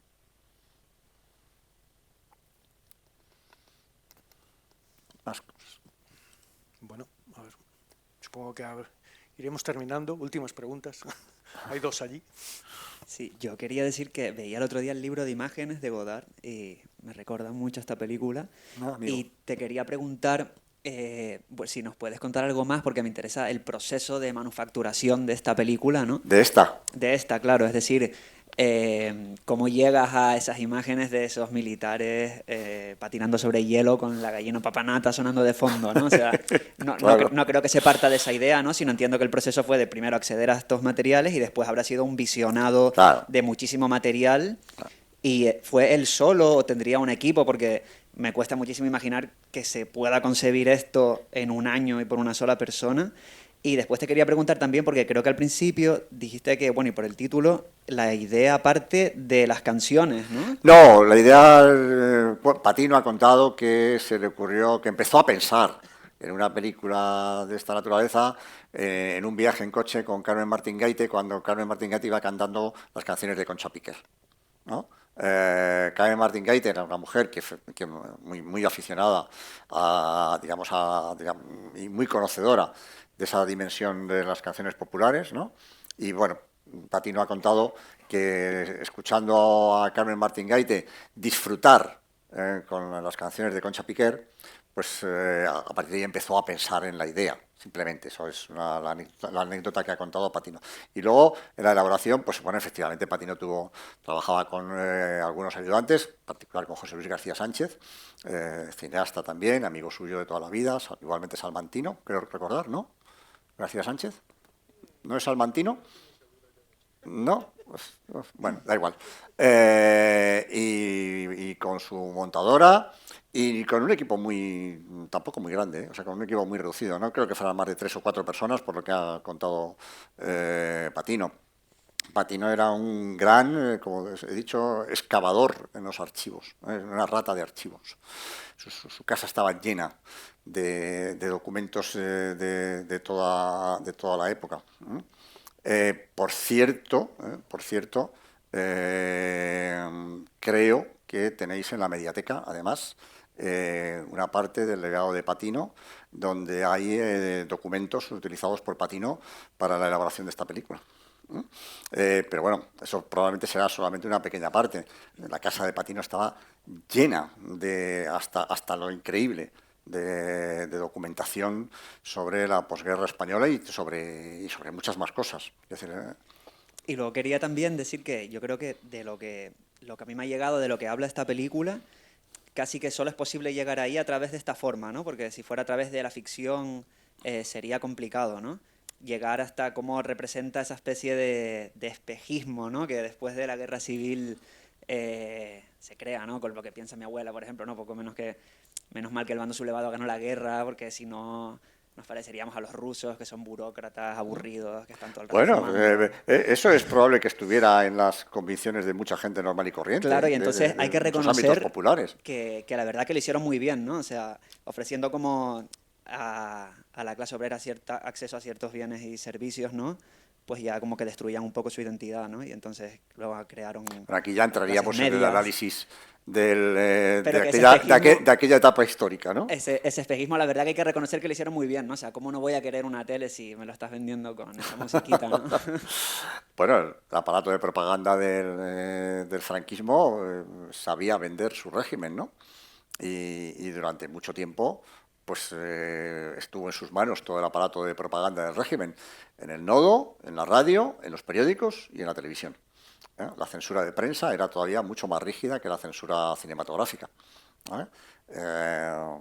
Como todo régimen dictatorial, pues, en un régimen en el que no existe la libertad de expresión y donde la censura lo coarta todo, pues todo es un aparato de propaganda.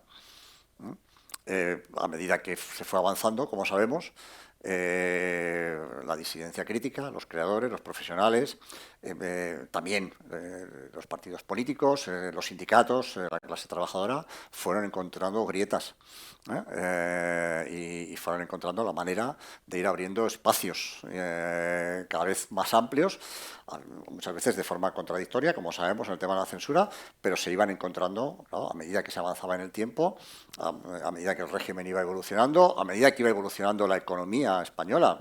Lo hemos estudiado en primero, ¿no? La España de los años 40 no se parece en nada a la España de los años 60. Entonces, ni siquiera en la estructura económica, ¿no? Bueno, todo eso va evolucionando hacia un determinado modelo de liberalismo despótico y bueno, la formación económica va cambiando, el turismo permite la entrada de no solamente de divisas, sino de otras costumbres y de otras maneras de entender la moral y la vida cotidiana. Y bueno, pues, la dictadura no fue un todo unívoco desde 1939 hasta 1975 o 77. El país evolucionó mucho y también de eso habla la película, ¿no? De cómo evoluciona el país entre 1939 y 1954. Habla del momento más endogámico, más autárquico, cuando Franco convoca manifestaciones para responder a la ONU en apoyo suyo, en la Plaza Oriente, y cuando finalmente se consigue la entrada de la España en la ONU y se consigue el reconocimiento diplomático de Estados Unidos. Es decir, el país va cambiando, porque va cambiando el contexto internacional. Y de la misma manera que entre 1939 y 1945 estamos en la fase de exaltación falangista, a partir de 1945 el régimen empieza a esconder los símbolos fascistas. Recordad la segunda versión de Raza. Recordad que en la segunda versión de Raza estaban totalmente cortados todos los saludos brazo en alto, porque ya no era el momento de exhibir el carácter nazi del régimen. El nazismo había perdido la Segunda Guerra Mundial y el régimen necesitaba congraciarse con Estados Unidos si quería tener relaciones económicas y romper el aislamiento al que estaba sometido. O sea, el régimen se transforma a sí mismo por necesidad, por intereses propios de supervivencia y para sobrevivir como tal régimen, ¿no? Tiene que cambiar su ropaje. Y eso genera también muchas otras cosas. Claro, todos esos cambios también están detrás de la película, ¿no? Y efectivamente hay muchas referencias a cómo se evoluciona desde 1939 hasta 1954. Al principio hay unas secuencias en las que vemos partir a los que se van a la División Azul, ¿no? A los soldados que se van a la División Azul, el desgarro de las madres y de las mujeres que ven partir a sus hombres a la División Azul. Al final de la película vemos regresar a los prisioneros, a los últimos prisioneros de la División Azul. Pues el regreso de los niños de la guerra, eso que el régimen decía, los niños que nos robaron los rojos, ¿no? en la propaganda del régimen. Es decir, que hay muchos momentos históricos, si queremos micromomentos, pero que son importantes para la evolución de España durante aquellos años. Ese es el trasfondo histórico sobre el que Patino va trenzando la construcción de todo este imaginario, de todo este discurso, valiéndose de muchísimos elementos de la cultura popular. Una cosa, antes de que os abalancéis algunos sobre Mediateca, en busca de los materiales de Patino, él murió hace relativamente poco, hace un año y pico más o menos, una cosa así. Fue entonces cuando se produjo una donación por parte de su hija de parte de esos materiales, pero están en un proceso, había bastante y están en un proceso de ordenamiento y de trabajo sobre él, es decir, no están disponibles en este momento para sacarlos, ni siquiera para consultarlos en este momento, ¿vale? Gracias. Sí, hola. ¿Sí? Relacionado con el contexto que tiene el público sobre lo que se muestra en la película, a mí me ha llamado la atención, bueno, prácticamente yo creo que solo hay 2 voces en off en la película, de un hombre y una mujer. Hay 8 fragmentos. Eso, pero exactamente. Dos voces fragmentadas. Pero el hombre está leyendo un texto que yo me estaba fijando y me parece bastante ambiguo, porque habla de conceptos un poco universales, como no sé si la libertad, pero no sé si es un fragmento de un texto que el público pudiera reconocer, un poema, un manifiesto, o si está escrito es profeso para la película. Entonces... Está escrito es profeso para la película, son todos textos escritos por Patino. Y están todos ellos escritos es profeso para la película. Locutados por diferentes voces. Pero son todos textos escritos por Patino. Gracias. Bueno, pues algo más, que no se quede nadie con las ganas. de intervenir. Visto esto, lo que sí tenéis que ver, como queráis, da igual dónde, es toda la filmografía de Basilio Martín Patino.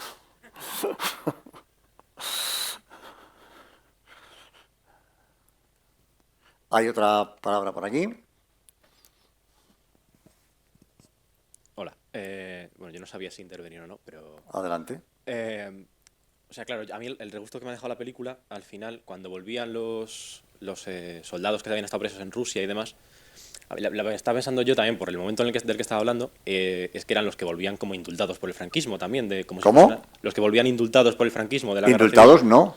Bueno, con el perdón este que dieron en el 69. No, los que vienen de Rusia son recibidos como héroes porque han ido a luchar. Sí, pero que la sensación que me daba a mí era de que eran ellos, o sea, de que eran los... Como justo además es el final de la película y esto es del 71, pues dijo, bueno, igual estos son los que vienen en el 69 cuando dan el perdón y demás. Es como, como si fuese una especie de alegoría de como si estuviesen dando la mano detrás de la guerra fratricida. No. Son los prisioneros que permanecían, los prisioneros españoles que habían permanecido hasta entonces prisioneros en la Unión Soviética y que habían ido a luchar con la División Azul. Entiendo. Son los que regresan en el barco, a la llegada del barco al puerto de Barcelona, el Semiramis, y claro, es un momento muy significativo para el régimen, ¿no? Pensar lo que fue la División Azul, ¿no? La División Azul es el ejército organizado por Franco para ayudar a Hitler a invadir la Unión Soviética. ¿Vale? Entonces, claro, muchos de esos soldados cayeron prisioneros en los combates. Y regresan finalmente, la mayoría de ellos, en 1954.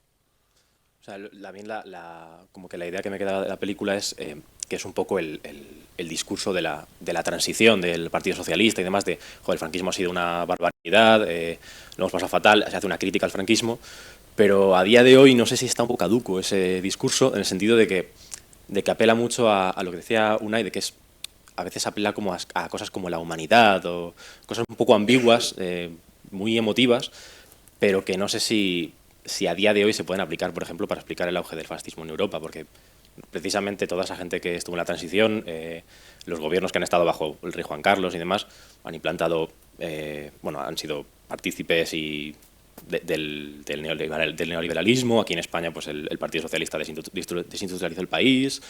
Y claro, a día de hoy no sé si es un discurso, pues eso, caduco, no sé si es un discurso incluso moderado. La película. Sí, que la entiendo en su contexto, pero incluso en su contexto me parece... La película, claro, es muy difícil que la saquemos de su contexto, más allá de ese análisis histórico que podemos compartir en mayor o menor medida. Claro, proyectar el discurso de la película sobre lo que ha sido la evolución de España, ¿no? Y la evolución histórico-política de España es difícil, es complicado. En 1971 hacer esta película es extraordinariamente valiente. Es decir, supone una ruptura brutal con el franquismo. O sea, esta lectura de la España de Franco, con todos los contrastes que hay en la película, algunos de ellos brutales, es que yo entiendo perfectamente a Carrero Blanco. Es decir, es que Carrero Blanco tenía razón. Es que están en una película profundamente antifranquista. No soy capaz de ir más allá de eso. Es una película de alguien que no tenía, pues muy alejado del régimen, que tampoco pretende hacer una película política, ni un discurso radical, ni ir más allá. Patino lo ha contado muchas veces, estaba trabajando sobre todo sobre un imaginario emocional. Entonces, bueno, la película no es un discurso político. La película tenía una carga política muy fuerte en 1971, muy fuerte. En 1971, porque nunca antes habíamos visto nada igual, nunca antes se habían cogido los materiales del nodo, ¿no?, para darles la vuelta, ¿no?, para mostrarnos toda la miseria, toda la pobreza, toda la penuria de la España de posguerra, ¿no? Y ponerlo en brutal contraste con las voces engoladas del nodo haciendo propaganda del régimen, ¿no? La carga política de la película en 1971, a mi modo de ver, es brutal. brutal. Cuestión distinta es que podamos proyectar esta película sobre lo que ha pasado en España a posteriori, que yo creo que eso ya es más complicado. En su momento era imposible ir más allá. Y esto tropezó con la instancia superior del gobierno, si no con Franco, con Carrero Blanco, y ahí se quedó, hasta que finalmente ya, claro, el régimen en su agonía, ¿no? Y una vez muerto Franco, pues ya consiguió abrirse paso, ¿no? Pero, bueno, en su momento, nadie en España, en el cine español, se estaba planteando ir mucho más allá de un discurso como este, que yo recuerde.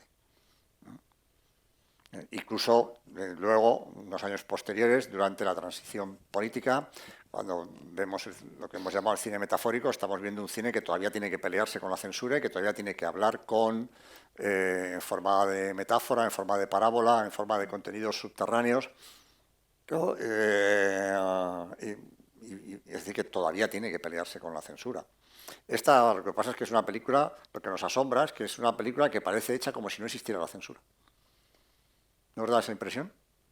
O sea, yo creo que el gran desafío de Patino, que la radicalidad de su apuesta, es que esta película está hecha como si la censura no existiera. Pero claro, aquello era una realidad. Tú ves esta película, ves lo que pasó con las autoridades, y dices, pero ¿cómo se pudo hacer esto? Es decir, si hubiera existido un guión completo con esto, jamás hubieran permitido su rodaje. O sea, es imposible.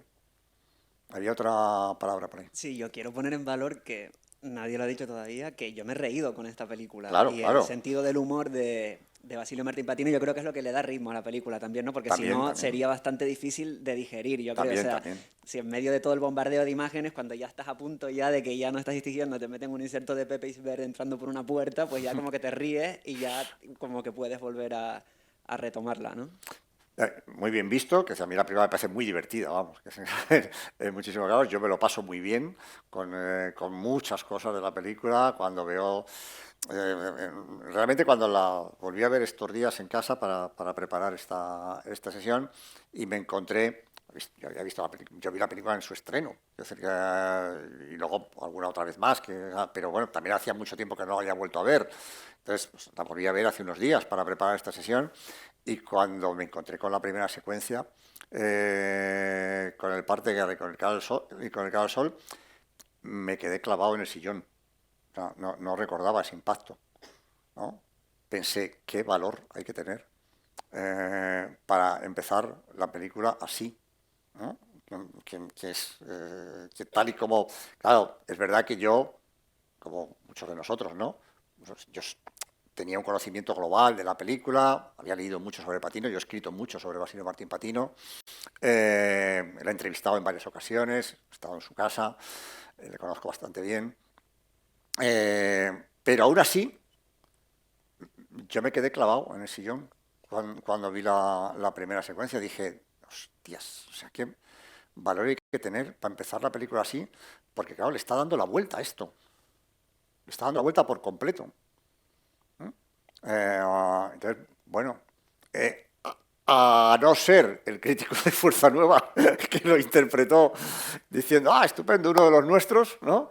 Pero claro, la inmensa mayoría de los espectadores de esta película, la inmensa mayoría de los espectadores que fueron a ver esta película, eran espectadores que podían inscribirse en la órbita plural y amplia de el antifranquismo militante o de un suave antifranquismo, o de, bueno, capas medias, culturales y tal, más o menos deseosas de que hubiera otra cosa en España. Es decir, nadie que fue a ver esta película se le escapaban realmente las connotaciones, y yo creo que la película es muy, muy, muy divertida. O sea, yo me lo paso muy bien, yo me río mucho con los montajes de Patino y con las ideas. Cuando veo ese trozo de periódico diciendo la persecución roja de Morena Clara, o sea, es que digo, ¿qué cosas se publicaban en la prensa de la época? ¿No?